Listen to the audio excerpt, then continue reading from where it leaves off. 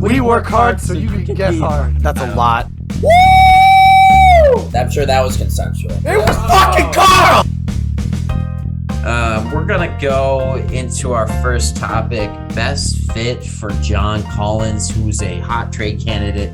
As we record this, it's a day before the trade deadline. He very much could be traded, within hours here, I would say. I'm very curious who you think is the best fit for John Collins to get traded to, given all circumstances, kind of regardless of maybe what the package is. We'll get into that as well, but more specifically, like, where's he going to succeed the most? Yeah, so I balanced it between likely, available, and best fit. So I was looking at it, and I really thought that a great place for him to go is someplace where he can have that room to face up, to bump down low in the post.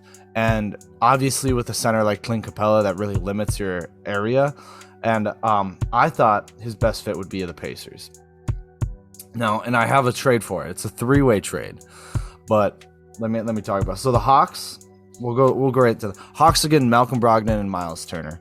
I thought it was a little redundant because I've made them go to so many trades recently, but it works. The Hawks are in talks that they want Malcolm Brogdon, and in this 3-way trade, there's a lot of salary getting moved. But so the Pacers would get Gordon Hayward, John Collins, and James Bouknight, and then the Hornets would get Clint Capella, Buddy Hield, and Jalen Johnson. So right out of the gate, Collins, like I said, face-up scorer, doesn't have to deal with Capella. He could be the center. I mean, that kind of really opens up everything for them. They can have Isaiah Jackson play the center like they had been at the latter part of the season. He can play center. Do I think he's going to be an effective center in this league? No. I think that he's a pure 4. I think that's you can play him in small ball. He's a small ball center, I guess, if you have the right lineup. But I think that's his preferred. What do you think of that trade? Yeah, I think, I don't think it should be they should shy too much away from having a nice center next to him. Obviously, being next to Clint Capella has pushed him out a little bit too much. But I think more so what's pushed him out is his lack of defensive ability. Like, he's going to kind of have that problem wherever he goes, I think. So that's kind of what you're giving and taking with him. But in terms of like the trade package, I think it's pretty nice. Like, I think each team gets pretty equal value. They get to shake it up and try something new. Remind me who was going back to the Hawks again? Hawks is Turner and Brogdon. Yeah, Turner and Brogdon. So my only thing was like, do the Pacers want to keep Turner around with Collins coming in? Because I think the two of them maybe could work better together than Clint Capella and John Collins did, because Miles Turner plays on the perimeter a lot. Right. And John Collins likes to slash inside. So, offensively, I don't think it would be a problem. And defensively, Turner can pick up for some of Collins' faults as well, I would hope.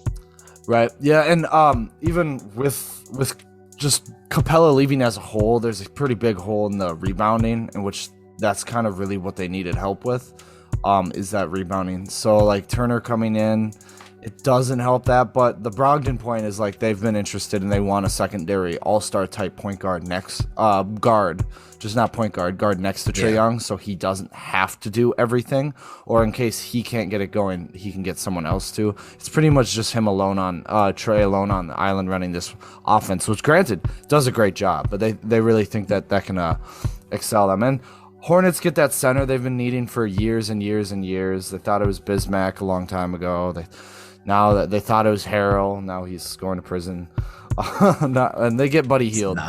He'll be fine. No, he's an NBA player. They don't do that. He's just gonna be grounded for like 2 weeks, like Malik Beasley. But I think the Pacers is the best fit for him because he, like you just said, he's unpolished. He's shown some flashes where he can be a decent defensive player. Certainly not a paint protector, but like a good defender. He's got the size, shorter arms, so that limits him in ways. But so there's parts of him that can help have a team win now, but most of it's unpolished. He can figure it out, whether he wants to figure out if he wants to be a post mid-range shooter like he is now, or try to stretch. I mean, he is a good 36% from three, but he gets that room, and he doesn't drop as much because he still gets to play next to an elite playmaker, and that was a huge part for me, is that he does excel when he has a guy like Trae Young. Now he'll have Tyrese Halliburton, so I think that'll be great. More space, different environment. I do think a new coach might help him because it's shown that the locker room may not be the right environment for him now. I mean, he's not friends with Trae Young. You don't need to be friends, but he doesn't get along as well. And maybe Lloyd Pierce is rubbing him off the wrong way. So rubbing him the wrong way. So Rick Carlisle, great coach. We always spit volumes for that man, and I think that'll help him. Plus, he gets to be a vet role rather than just a young star. So different mindset going into that team. Yeah, I mean, I'll bounce off a couple points you said before I, get into some nice parts about why John Collins makes sense on the Pacers. First of all, you compared Malik Beasley going to jail for 6 months to being grounded. He did go to jail, okay. We'll just be fair on that one. There was something else. I think it was just like the Hawks. They need more help in terms of defensively than they do anything else. Like the rebounding, they need a floor for that. They need someone to essentially get them to a stable amount of rebounds to win most of those. You got to have some size for that. But their main thing is defense, because Trae Young is so atrocious on defense. You have to make sure you have great defenders next to him.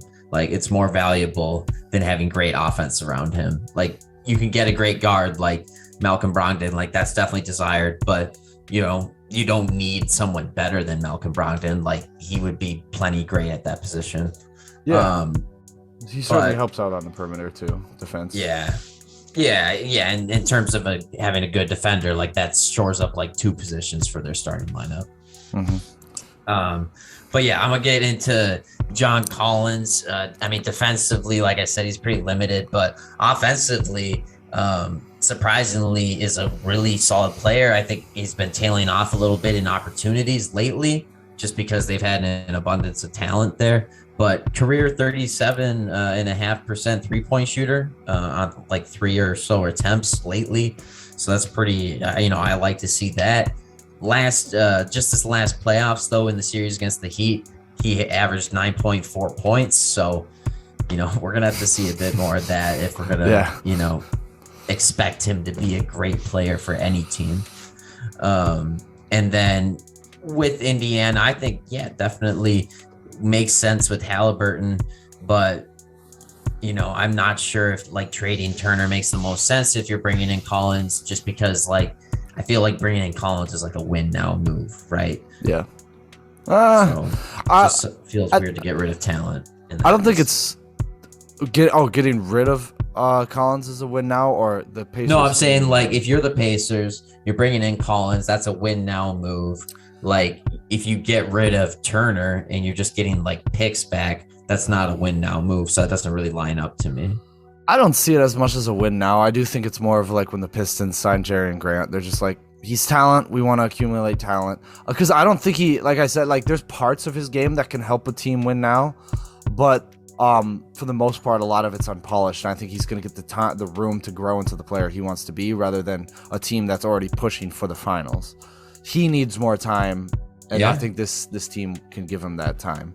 If he wants to go to a situation like that, he's willing to be in a situation like that and try hard. Like, maybe it's worth it, and you get him locked in on that extension, but you run the risk of bringing that guy in. He says it's okay now, but 3 years down the line, you've been garbage each year, in theory, if the Pacers just continue to be bad. And then he's like, just kidding. I'm unhappy because we've been losing so much lately. I want you to trade me now.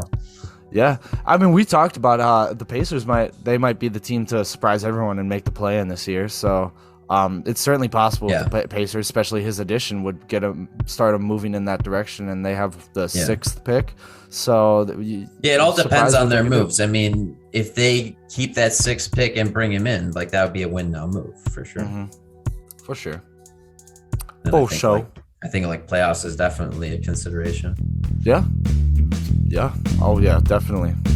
We said we did a video about it. Check it out. Did you guys like that video? I like that video. Just just comment, like, and subscribe.